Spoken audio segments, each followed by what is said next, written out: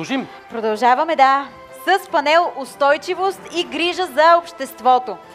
Първата категория в него е здравеопазване и при нас сега каним Георги Първанов, за да връчи наградата на победителя. Аплодисменти за Георги Първанов, наш много добър приятел, винаги ни помага на церемониите. Благодарим ти, че отново си с нас. Следващите награди ще ги връчиш ти. Така, победител е Медицински център Афродита. Аплодисменти! Чудесно, да? Инвитро отдела на Медицински център Афродита е с 42% успеваемост на живородени деца. Центърът е смятан за еквивалент на качество за територията на България. По официални данни на Центъра за асистиране репродукция към Министерството на здравеопазването, Медицински център Афродита заема лидерска позиция през последните години. Наградата ще получи доктор Станулов, завеждащ инвитро отдела на Медицински център Афродита, и Георги Дойчев, завеждащ инвитро лабораторията на клиниката.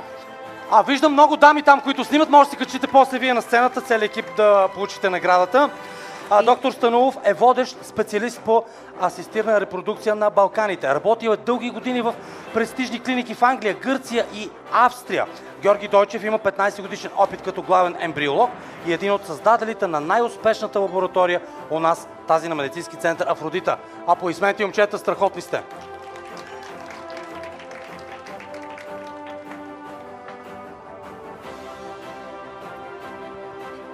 Колеги, много ви благодаря. С вас се работи чудесно.